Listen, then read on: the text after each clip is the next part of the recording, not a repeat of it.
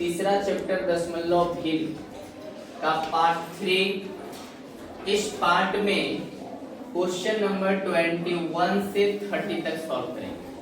21 से 30 तक। तो चलते हैं प्रश्न की ओर। क्वेश्चन नंबर 21 देखते हैं।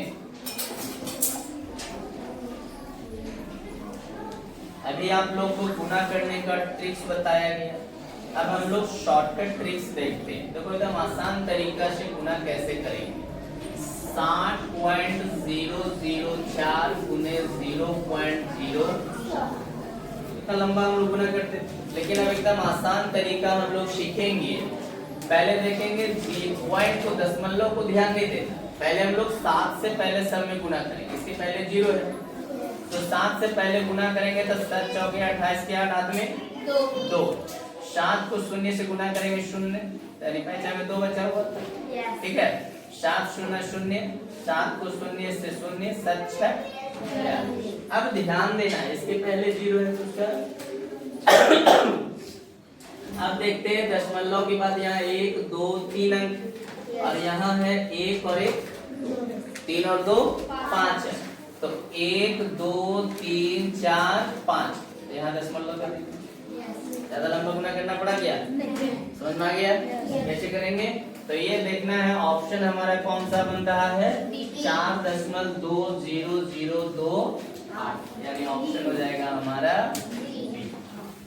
क्वेश्चन नंबर 22 में देखते हैं। क्वेश्चन नंबर 22 में है 7.8।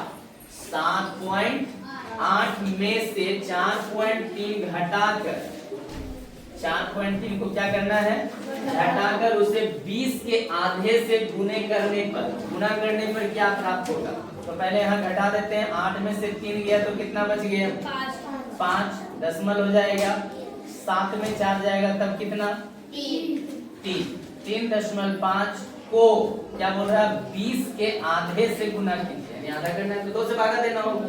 तो 2 दहैये 20। अब 10 से 3.5 को तो बताया था कि जितना 0 रहेगा उतना पॉइंट खत्म होगा। तो यहाँ 3.5 को 10 से गुना करेंगे तो कितना हो जाएगा, पॉइंट के बाद एक अंक है ना, 0 है यानी 35 हो जाएगा।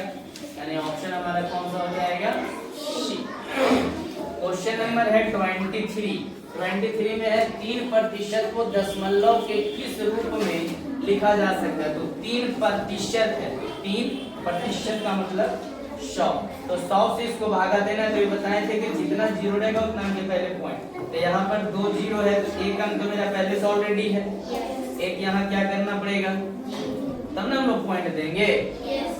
ठीक है, तो इसका हो जाएगा 0.03 यानी ऑप्शन हमारा कौन सा हो जाएगा, कौन सा हो जाएगा, क्लियर।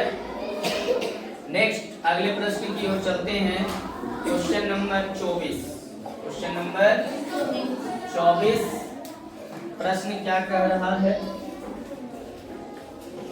24 में देखिए ध्यान, 0.0025 गुने 1.4 0.0175।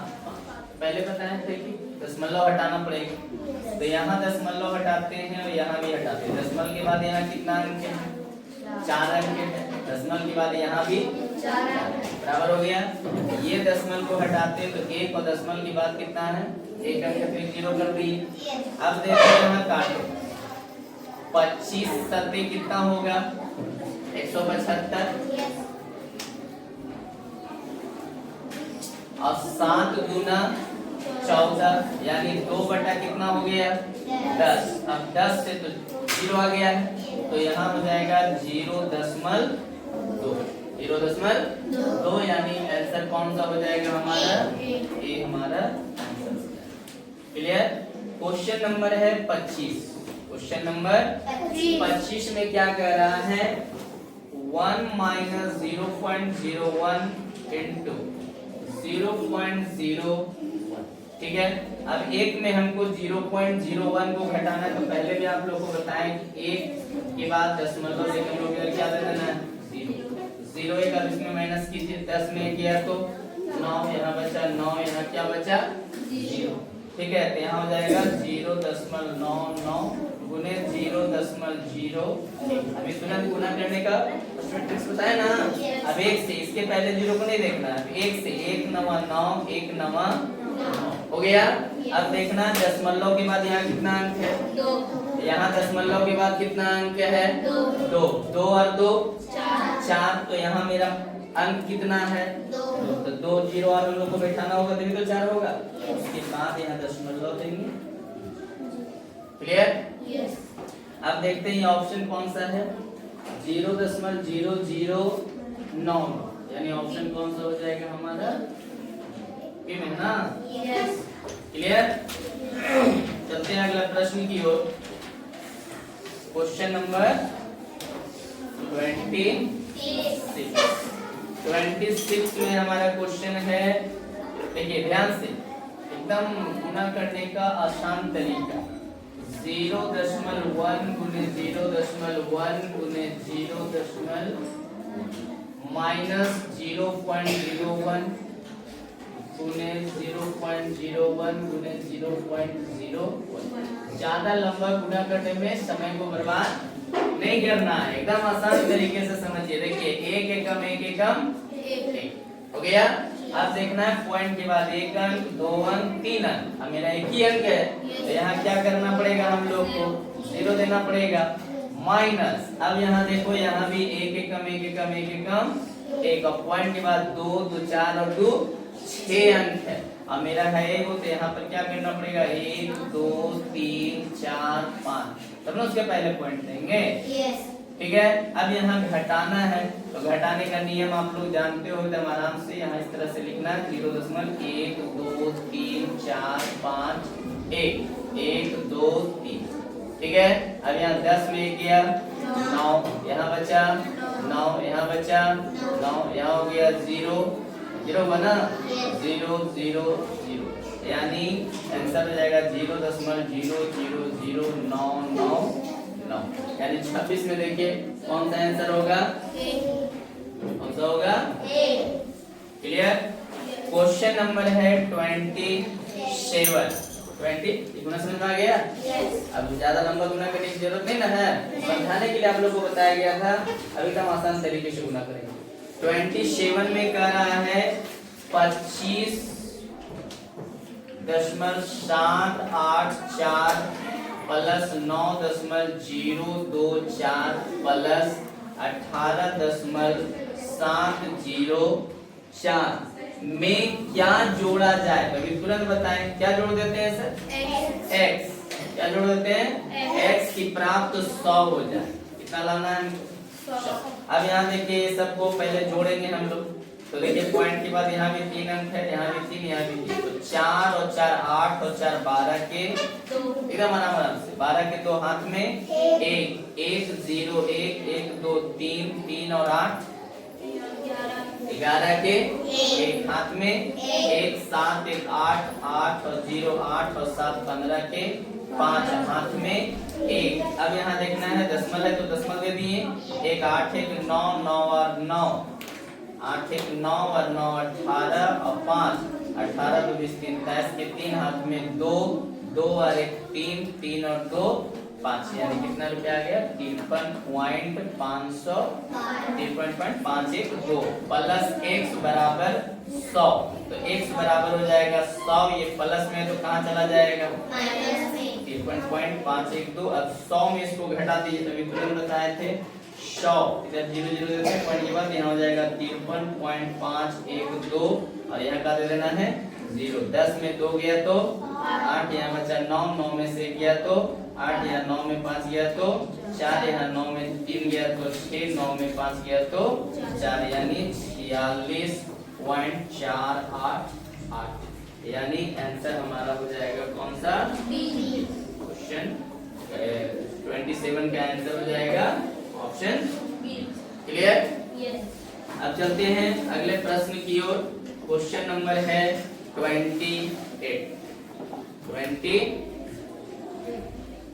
28 नंबर क्वेश्चन में हम लोग देखते हैं क्या कर रहा है। क्वेश्चन है 9 माइनस 8.5 गुना 0.6 भागा 5 प्लस 3 का मान क्या होगा। 9 माइनस, अब यहाँ देखते हैं 8.5 गुना 0.6 भागा में तो बटा में आ जाएगा प्लस 3, ये दशमलव हटाएंगे तो हमारा एगो 0 बढ़ेगा, है ना, बढ़ जाएगा। यहाँ भी पॉइंट हटाएंगे तो एगो 10 यहाँ। क्लियर। अब देखिए 17 पचे 85 और 10 पचे 50, 17 पचे 85 और 10 पचे 50। अब यहाँ हो जाएगा 9 माइनस 17 छक 102 बटा 100 प्लस 3, तो 9 माइनस 100 से यहाँ भागा देंगे तो 2 अंक के बाद पॉइंट यानी 1.02 हो जाएगा। तो शून्य 2 अंक के पहले पॉइंट प्लस 3, अब प्लस प्लस वाला जोड़ दिए 9 प्लस में 3 प्लस में 9 3 12 माइनस 1.02। अब यहाँ 12 में घटाइए 1.02 को 10 में 2 गया 8, यहाँ बचा 9, यहाँ बचा 1 में गया 0, यहाँ 1 यानी 10.98। देखिए 10.98 है किसी में, क्वेश्चन का ऑप्शन कितना हो जाएगा, सी। अब चलते हैं क्वेश्चन नंबर 29 में।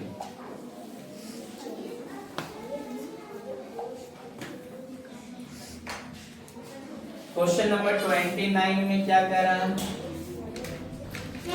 9 माइनस 2.5 गुने 5 गुने 0.3 प्लस 1 का मान क्या होगा।